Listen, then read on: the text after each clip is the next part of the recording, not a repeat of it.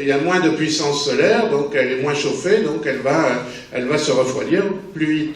Le noyau de Mars, vous savez que toutes les planètes ont un noyau. Quand une planète se forme, les corps lourds sont attirés vers le centre, hein, c'est toujours la gravité. La gravité, c'est ce qui fait que quand vous trébuchez, vous vous cassez la figure. Hein, vive la force de gravité. Imaginez un monde où il n'y a pas de gravité, ça serait dur à vivre. Eh bien, ce noyau qui est situé au centre de chaque planète, en principe, suivant les planètes, il peut être plus ou moins solide ou plus ou moins liquide. Eh bien, comme Mars est petit et éloigné du Soleil, le noyau s'est solidifié. Or, qu'est-ce qui fait que sur Terre, nous possédons un champ magnétique?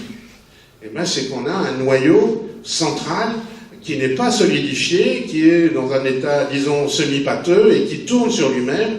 Et du fer qui tourne sur lui-même, ceux qui connaissent la dynamo de vélo, qu'est-ce qui se passe quand vous branchez votre dynamo sur le vélo et que vous roulez? Vous faites tourner une dynamo, c'est exactement comme le centre de la Terre. Cette dynamo crée un champ magnétique. Et ce champ magnétique a beaucoup d'importance parce qu'il nous protège des rayons néfastes du Soleil. Hein, le Soleil, c'est pas toujours un grand copain. Alors, qu'est-ce qu'il y avait sur Mars aussi? Le volcanisme était actif, hein, bien entendu. Il n'y a pas de tectonique de plaques sur Mars, mais bon, il y a des failles, des fractures, et l'eau a joué dans le passé très lointain, un rôle important. Parlons du climat de Mars. L'orbite de Mars est excentrique. Excentrique, ça ne veut pas dire bizarre, hein, ça veut dire être elliptique. Elliptique, c'est la forme d'un ballon de rugby. Vous savez que Copernic, il pensait que l'orbite des planètes, c'était des cercles, et que son collègue Johannes Kepler, quelques années plus tard, a montré que ce n'était pas des cercles, mais des ellipses dont le Soleil était à l'un des foyers. Alors, il y a des planètes qui ont des orbites plus ou moins circulaires, comme la Terre, c'est pas trop mal, mais Mars, c'est une des planètes qui a l'orbite la plus elliptique. C'est en fait Mars qui a permis à Johannes Kepler de démontrer que justement l'orbite des planètes était elliptique. Voilà. Alors, comme l'orbite est excentrique, ça va créer des variations climatiques. Vous voyez, il y a 40% de chaleur en plus au périhélie. Périhélie, c'est le point le plus proche du Soleil, et Aphélie, le point le plus éloigné. Donc vous voyez la température moyenne, moins 55, bon, c'est pas terrible. Alors quelques jours en été, à l'équateur, il fait 27 degrés, comme en Bretagne, mais ça n'arrive pas souvent. Hein.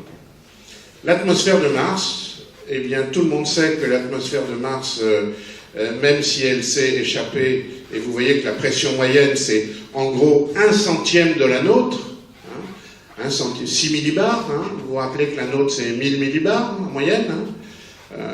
6 millibars de pression, donc très peu de pression, mais l'atmosphère qui reste c'est principalement du gaz carbonique. Et il se trouve que même si la pression est très faible et si la quantité d'atmosphère est faible, il y a d'énormes variations de pression de l'ordre de 30%. Imaginez sur Terre, bon, on a quoi ça? La pression varie entre 900 millibars, 950 millibars et 1100 millibars, quelque chose comme ça. Sur Mars, ça varierait de 30%. Alors l'équivalent sur Terre, ça pourrait varier entre 1300 et 700 millibars. Imaginez les tempêtes et les cyclones. Eh bien, ça se produit sur Mars, à l'échelle martienne. Il y a des tempêtes. On en verra tout à l'heure. Alors, l'eau. Ça, c'est un problème, l'eau. L'eau ne peut pas exister longtemps à l'état liquide sur Mars parce que la température y est trop basse. Hein. J'ai expliqué qu'on est loin du Soleil, on a perdu l'atmosphère. Et comme on a perdu l'atmosphère, la pression est très faible. Alors, si vous vous rappelez de vos cours moi j'avais appris ça en seconde, maintenant on doit apprendre ça en 6e. Hein, dans ces conditions, on passe directement de l'état solide à l'état gazeux, ça s'appelle la sublimation. Hein. Alors on pense que l'eau pourrait peut-être exister en sous-sol. Hein. Voilà, je vous montre ça, juste pour vous mettre ça en tête. C'est ce qu'on appelle un diagramme d'état. En vertical la pression, en horizontal la température, et vous voyez qu'en fonction de la pression et de la température, on peut avoir de l'eau solide, de l'eau liquide ou de l'eau gazeuse. Alors vous voyez, la ligne bleue c'est la Terre, on peut avoir les trois phases. Par contre, Mars, avec une pression très faible, la ligne rouge, eh bien, on passe directement de solide à vapeur. Il n'y a que de très faibles conditions qui peuvent permettre d'avoir l'eau liquide pendant quelques heures. Voilà. Alors, important, le rôle de l'eau. Et ça, c'est quelque chose que vous devriez absolument retenir au moins de cette présentation. C'est très important parce qu'en fait, ça va nous servir dans la recherche de la vie au niveau des exoplanètes.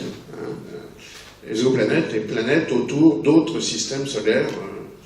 L'eau diffuse très facilement à travers les membranes des cellules. C'est un solvant parfait. Alors, bon, je ne ferai pas de blague là-dessus avec le pastis. Bon, l'eau a aussi une forte chaleur spécifique. Ça permet, elle va amortir les variations climatiques. On sait très bien que les océans vont permettre d'amortir des variations de température entre le jour et la nuit. Et ça, c'est dû à la chaleur spécifique de l'eau. Et surtout, la spécificité fondamentale, c'est que un truc tout le monde prend pour acquis, la glace est moins dense que l'eau. Vous vous servez un verre d'eau avec votre whisky un soir, vous prenez un glaçon, vous jetez le glaçon dans le verre, qu'est-ce qui se passe? Le glaçon flotte. Ça vous semble tellement évident. Mais quand vous voyez ça, pitié, la prochaine fois, pensez que c'est un miracle de la nature. Parce que c'est pas du tout normal. Normalement, la phase solide d'un corps est plus dense. Imaginez un monde où le glaçon tomberait au fond de votre verre. Pour votre whisky, ça ne vous poserait pas beaucoup de problèmes. Mais pour les océans, ça poserait des problèmes. Qu'est-ce qui se passerait? En hiver, la surface des océans gèlerait, la glace deviendrait plus dense, elle tombe au fond, il y a une nouvelle surface des océans qui gèle, la glace tombe au fond, et il n'y a plus d'eau liquide. Et s'il n'y a plus d'eau liquide, il n'y a plus de vie. Donc merci à la glace d'être moins dense que l'eau. Donc l'eau, le fait que la glace soit moins dense que l'eau et qu'elle flotte, elle va protéger les organismes sous la glace. Voilà.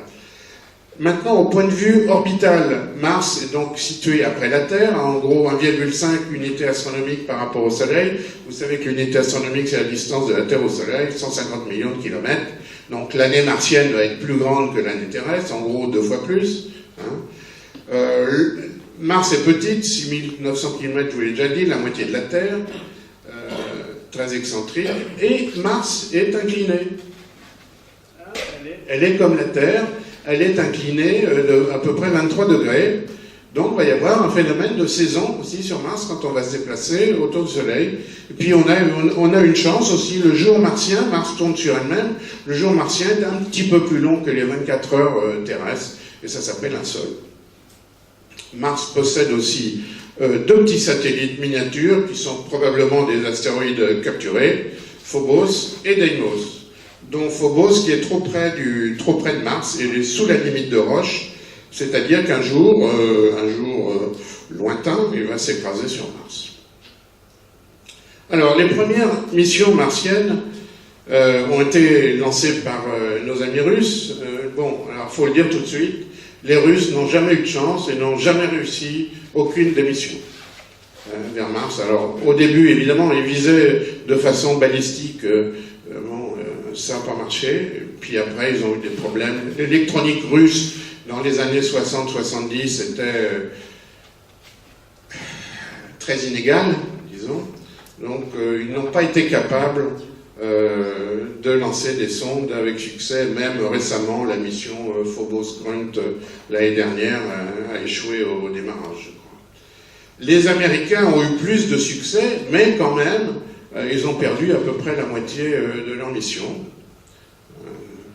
Et la véritable épopée martienne, c'était les sondes marinaires, Les anciens s'en rappellent, dans les années 60. Hein. Puis après, il y a eu les Vikings et les Pathfinder qui s'est posé sur Mars, et les Spirit Opportunity, et puis Curiosity, etc. Alors, voilà le score à la mi-fin, comme disent les Américains. Pour les missions martiennes, il y a 15 réussites et 24 échecs. Donc, Mars gagne par 24 à 15. Oui, on essaye de faire remonter le score, mais ça va prendre du temps. Bon, ça, c'est pas très intéressant. Vous voyez toutes les missions martiennes, je ne sais pas si vous voyez un peu, toutes les missions martiennes, les drapeaux rouges, c'est les Russes. Il y a beaucoup de sondes aussi en orbite autour de Mars. Alors, en quelques mots, les sondes qui ont bien marqué l'exploration martienne, ben, c'est d'abord les années marinaires, les sondes marinaires. Alors, grande surprise, quand on a lancé pour la première fois les sondes marinaires et qu'on a photographié Mars, qu'est-ce qu'on a vu? On a vu l'image que vous voyez en bas à droite, on a cru que c'était la Lune.